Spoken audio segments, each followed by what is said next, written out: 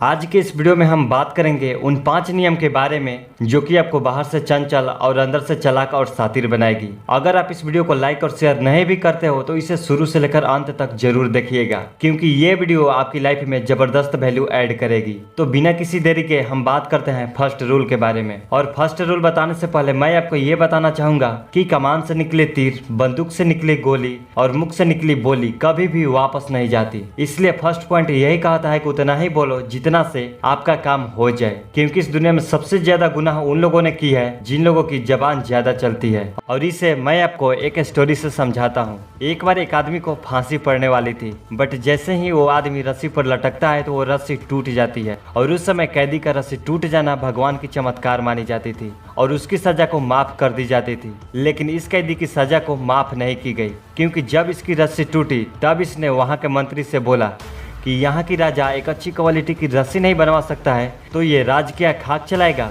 राजा इस बात को सुनकर बहुत गुस्सा हुआ और उसने कैदी के पास पहुंचा और अपने तलवार से उसके सर को धड़ से अलग कर दिया। मोरल ऑफ दिस स्टोरी कि हमें उतना ही बोलना चाहिए जितना से हमें प्रॉफिट हो, और जो लोग कम बोलते हैं लोग उनकी वैल्यू भी ज्यादा करते हैं, क्योंकि वो कम शब्दों में कुछ ऐसा बोल देते हैं कि वहाँ जितने भी लोग होते हैं वो सब उन्हीं की तरफ देखने लगते हैं, जिससे वो पर्सन अगले वर्ष उन लोगों के नजर में आ जाता है और लोग उसके बोलने का इंतजार करते हैं। इसलिए आप ज्यादा बोलने की बुरी आदत से बचिए और कम और वैल्यूएबल बोलना सीखिए। Rule number 2, secret your intentions, यानी कि अपने इरादे को छुपा कर रखिए। आप अभी जिस भी गोल के ऊपर काम कर रहे हो उससे आपको तब तक लोगों के बीच में शेयर नहीं करना है जब तक कि उससे आप पूरा नहीं कर लेते हो, क्योंकि जब आप अपनी गोल को लोगों को बता देते हो और जब आपका गोल पूरा नहीं होता है तो लोगों के नजर में आपकी इमेज गलत बनती है कि ये बोलता तो बहुत ज्यादा है पर करता कुछ नहीं है, और फिर आप लोगों के ताने सुन सुनकर डिप्रेशन में चले जाओगे और आप जो भी काम अच्छे से कर रहे थे वो भी नहीं कर पाओगे। इसलिए अपने इंटेंशन और प्लान को कभी भी किसी के साथ शेयर ना करें। Rule number 3, avoid sad and unlucky people, क्योंकि ये लोग संक्रामक बीमारी की तरह होते हैं। यदि इन लोगों के साथ आप रहते हो तो इसकी पूरी चांस है कि आप भी इनकी बीमारी की चपेट में आ सकते हो। इन लोगों को अगर आप एक बार मदद कर देते हो तो ये लोग बार बार आपसे मदद मांगेंगे और अपने बल पर कुछ भी करने की कोशिश नहीं करेंगे,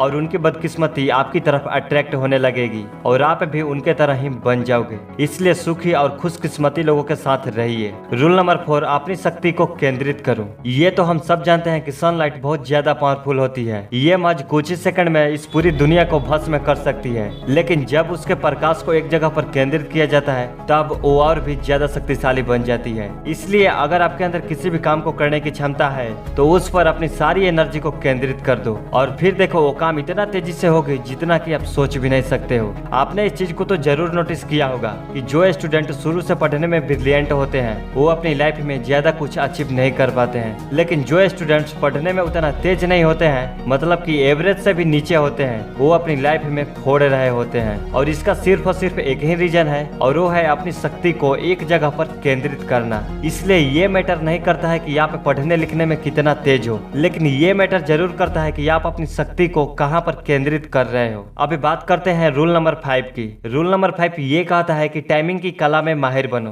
कि कब और किसके साथ आपको क्या बोलना है। इसे मैं आपको एक एग्जाम्पल के थ्रू समझाता हूँ। एक बार एक राजा ने 2 लोगों की मौत की सजा सुनाई। उनमें से एक व्यक्ति यह जानता था कि राजा अपने घोड़े से बहुत प्यार करता है, तो उसने राजा से कहा कि अगर वो उसकी सजा को माफ कर देगा तो वो उसके घोड़े को 1 साल में उड़ना सिखा देगा। और राजा ये बात सुनकर बहुत ही खुश हुआ कि वो दुनिया के इकलौते उड़ने वाले घोड़े की सवारी कर पाएगा और वो इस बात के लिए राजी हो गया। तभी दूसरे व्यक्ति ने उससे पूछा कि तुम जानते हो कि घोड़ा कभी भी उड़ नहीं सकता है, तो तूने राजा से ऐसी बात क्यों की? तुम तो सिर्फ अपनी सजा माफ करवाने वाले थे। तभी पहला व्यक्ति बोला कि ऐसी बात नहीं है, मैंने खुद को आजाद करने के लिए 4 मौके दिए हैं। पहली बात कि राजा 1 साल के भीतर मर सकता है और मेरी सजा माफ हो जाएगी। दूसरी बात कि मैं भी 1 साल के भीतर प्रकृति मौत से मर सकता हूँ। तीसरी बात यह है कि 1 साल के भीतर घोड़ा भी मर सकता है और मेरी सजा माफ हो जाएगी। और चौथी बात कि क्या पता मैं घोड़े को उड़ना सिखा दूं। अगर इन चारों में से कोई भी घटना घटित होती है तो मेरी सजा माफ हो जाएगी।